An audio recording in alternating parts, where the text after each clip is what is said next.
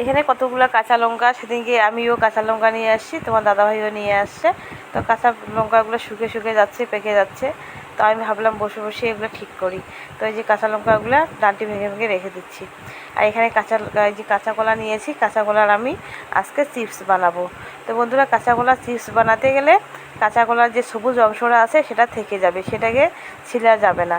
শুধু এই উপরে উপরে যে যেমন সুতলি উঠে ওইভাবে তুলতে লাগবে। আর যে ভিতরে সাদা অংশটা ওইটা ভিতরে রাখতে লাগবে, বাইর করা যাবে না, ওইটা মাথায় রাখতে লাগবে। এই যে এইভাবে ছিলে নিতে হবে। ছিলে নিয়ে জলে রেখে কাটতে লাগবে। জলে রাখলে কি হয়, জলে কাটলে কালো হয় না, আর মানে যে তাড়াতাড়ি ভাজাটা হয়ে যায়, মানে আঠাটা চলে যায় সেজন্য।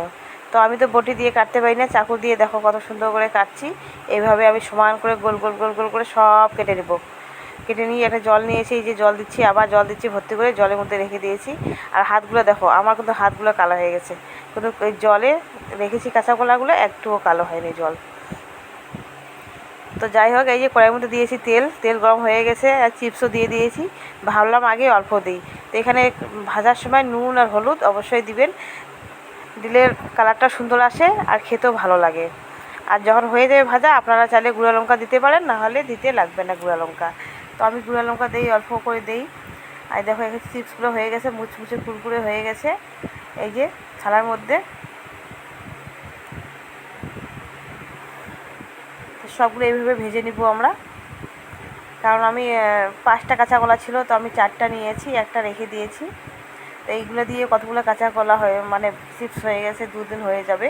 কারণ এগুলো করার মানে হচ্ছে, এগুলো ধরো যে কাঁচা কলা চিপস বা আলু চিপস, ভেন্ডি চিপস, করলা চিপস, আমি এগুলো করে করে মানে রাখি, ডাব্বার মধ্যে ভরিয়ে ভরিয়ে রাখি। কারণ যখন আমি সময় পাই না বা শরীর খারাপ হলো, তখন একটুখানি ডাল ভাত আর এই যে চিপস সাথে নিয়ে এনে 2-3 রকমের বাজ হয়ে যায় খাওয়া। তখন কোনো মানে সে রান্নার কোনো হেডেক থাকে না। তো আমি সবসময় এইসব করে থাকি, ভাজা টাজা করে রাখি।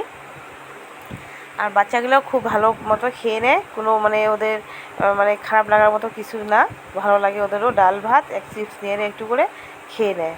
তো বন্ধুদের সাথে আমি দেখো এখানে ঘন্ট রান্না করছি। এখানে আছে আলু, কোয়াশ, একটা কাঁচা কলা দিয়েছি, 2-1টা পটল ছিল, সবগুলো মিলিয়ে একটা তরকারি রান্না করেছি। তো তরকারিটা দেখতে কেমন হয়েছে একটু কমেন্ট করে জানাবেন অবশ্যই। আর সাথে কি আছে, ডিম আমলেট আছে। আজকে ডাল কিছু রান্না করিনি আমি। তো ভীষণ ভীষণ খিদে পেয়েছে, তোমরা দেখো আমরা খাই এখানে। আর আমি এতগুলো চিপস তো খাবো না, অর্ধেক রেখে দিই। আর এখানে দেখো ছেলে এই যে খেতে বসে গেছে, আমিও খেতে বসে যাবো এখন। তো তোমাদেরকে চিপসগুলো কেমন লাগছে আমাকে কমেন্ট করে জানাবে, অবশ্যই অবশ্যই জানাবে, কমেন্ট করে লাইক শেয়ার করবে, ফলো করবে, আমার সাথে থাকবে বন্ধুরা। আমার পাশে থাকার জন্য তোমাদের একটা লাইক আমার মন জয় করে দেয়। আর এইভাবে তোমরা পাশে থাকবে আমার, আর আমার ভিডিও ফার্স্ট থেকে লাস্ট অবধি তোমরা দেখবে। তো আমরা খেতে বসে যাচ্ছি। তো এখন প্রায় 1:30টা বাজে। তো আমরা এই যে বেশিরভাগই একসাথে খেয়ে নিই বন্ধুরা। তো এই যে এখানে আমি আর আমার ছেলে খেতে বসে গেছি।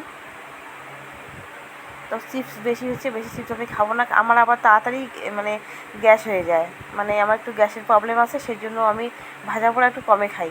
করি ভাজা পোড়া, আমি আমার করতে খুব ভালো লাগে, বাড়ির লোকের জন্য ওরা খায়, কিন্তু আমি একটু কমে খাই, বেশি এত খাই না। আমি যদি পোকা টোকরা ভাজি 2টার থেকে বেশি খাই না, খালি আমার প্রবলেম হয়ে যায়। তো এটা তো ফ্রেশ তেল দিয়ে বানানো, কোনো রসুন পেঁয়াজ কোনো প্রবলেম নেই। আর যে পকোড়া ভাজি সেটার মধ্যে রসুন পেঁয়াজ কত কী থাকে, তো সেই জন্য একটু অসুবিধা হয়ে যায়। তো ওইটা চিপসটা ঠান্ডা হয়নি, এখন ঢাকনা লাগা যাবে না, যখন ঠান্ডা হবে তখন ঢাকনা লাগাতে লাগবে। তো এই যে এখানে হচ্ছে ডিম আপলোড করে নিয়ে আসছে। যখন চিপসটা ঠান্ডা হয়ে যাবে তখন ঢাকনাটা লাগিয়ে রাখতে লাগবে। এখন ঠান্ডা হয়নি, এখন রাখা যাবে না ঢাকনা লাগিয়ে।